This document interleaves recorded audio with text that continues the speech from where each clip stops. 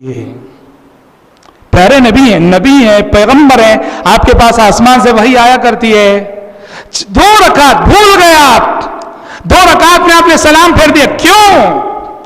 اللہ تعالیٰ نے نبی کو اس معاملے میں بھی اپنی امت کے لیے آئیڈیل بنانا چاہا.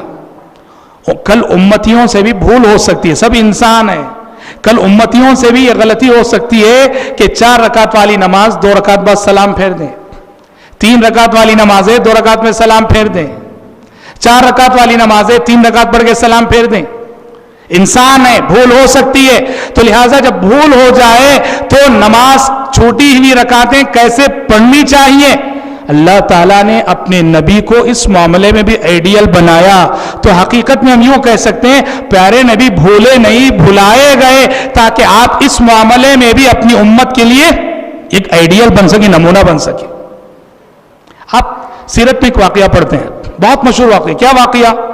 پیارے نبی صلی اللہ علیہ وسلم ایک مرتبہ سفر میں تھے نبی کریم صلی اللہ علیہ وسلم. آپ کے ساتھ سینکڑوں کی تعداد میں صحابہ ہیں. رات بھر چلتے رہے.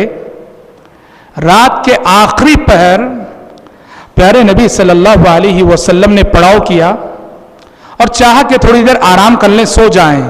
اور آپ کی عادت تھی جب رات میں سوتے تھے کسی کو نگران مقرر کر کے ذمہ داری دے کر سوتے کہ جاگتے رہنا، فجر کے لیے ہمیں جگانا. اور آج کی رات یہ ذمہ داری کسے دی؟ حضرت بلال حبشی رضی اللہ عنہ کو دی. کہا کہ بلال جاگتے رہنا، جیسے ہی فجر کا وقت ہو ہمیں جگا دینا. پیارے نبی سو گئے، سارے صحابہ سو گئے، حضرت بلال اکیلے جاگ رہے ہیں. اور بلال کی نظر مشرق کی سمت ہے کہ کب فجر صادق طلوع ہو اور کب میں اللہ کے نبی کو جگاؤں. حضرت بلال سے یہ غلطی ہوئی، تھوڑا سا انہوں نے ٹیکا لیا اور ٹیکا لینے کی دیر تھی کہ آنکھ لگ گئی، سو گئے.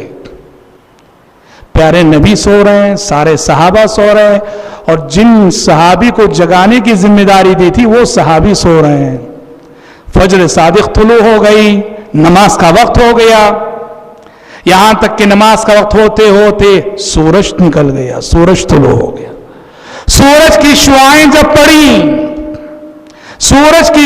جب پڑی تو سب گھبرا کر اٹھے، دیکھا کہ سورج نکل چکا ہے. اللہ اکبر. ابو بکر جاگے، عمر جاگے، پیارے نبی جاگے، سب پریشان ہوئے. پیارے نبی نے بلال حبشی رضی اللہ عنہ کو بلا کے، بلال کیا ہوا؟ بلال نے کہا اخذ بنفسی الذی اخذ بنفسک، اے اللہ کے نبی جس ذات نے آپ کو سلا دیا اسی ذات نے مجھے بھی سلا دیا. اللہ کے نبی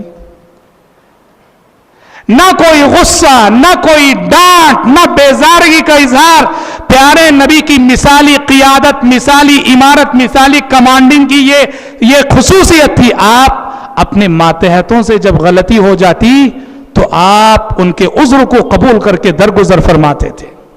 یہاں اس واقعے میں غور کرنے کی بات یہ ہے، دیکھو سینکڑوں کی تعداد میں نبی کے ساتھ صحابہ ہیں، سینکڑوں کی تعداد میں، اور سوچو کوئی ایک بھی نہ جاگا، کسی ایک کی بھی آنکھ نہ کھولی. حالانکہ یہ صحابہ کون ہیں؟ یہ وہ صحابہ ہیں کہ جو رہبان باللیل و فرسان بالنہار کہلاتے تھے. یہ وہ صحابہ ہیں جن میں سے ایک ایک بھی دن ہو تو وہ شہسوار اور رات ہو تو زاہد شب بیدار. تہجد گزار ایک صحابی بھی، اور تہجد گزار صحابہ سینکڑوں کی تعداد میں ہو نبی کے ساتھ، کسی کی آنکھ نہ کھولی، کسی کی آنکھ نہ کھولی. یہاں تک کہ سورج نکل گیا. سورج نکلنے کے بعد سب جاگے. کیا ہے حقیقت میں؟ سوئے نہیں سلائے گئے، سوئے نہیں سلائے گئے. کیوں؟ امتیوں سے بھی بشر ہے، انسان ہے. انسان ہونے کے ناطے کبھی کبھی ایسا ہو سکتا ہے کسی انسان کے ساتھ. تو پیارے نبی کو آئیڈیل بنا دیا گیا. اگر کبھی کبھی کسی کے ساتھ ایسا ہو گیا، آنکھ لگ گئی، سورج نکل گیا، نماز کیسے قضا کرنی چاہیے، کیسے؟ پیارے نبی نے بتایا.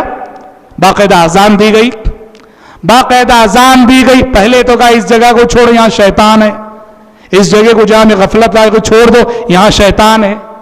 تھوڑی دور آگے بڑھے، اذان دی گئی، پھر سنت پڑھی گئی، پھر اقامت کہی گئی، بعد جماعت نماز ادا کی گئی.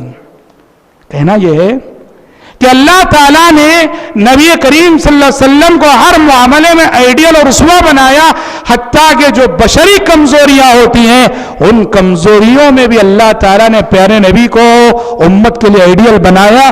اسی لیے کبھی خود اللہ کے نبی سے سہو ہوا، کبھی آپ صلی اللہ علیہ وسلم سے بھول ہوئی، کبھی آپ صلی اللہ علیہ وسلم کو آنکھ لگی، کبھی آپ صلی اللہ علیہ وسلم سے سو گئے، لیکن یہ زندگی میں ایک دو بار ہی ہوا بس، تاکہ آپ کی ذات اس معاملے میں بھی آئیڈیل بن جائے. تو حضرات کہنا یہ ہے کہ آپ کا اسوہ کاملہ ہے، اسوہ کاملہ ہے.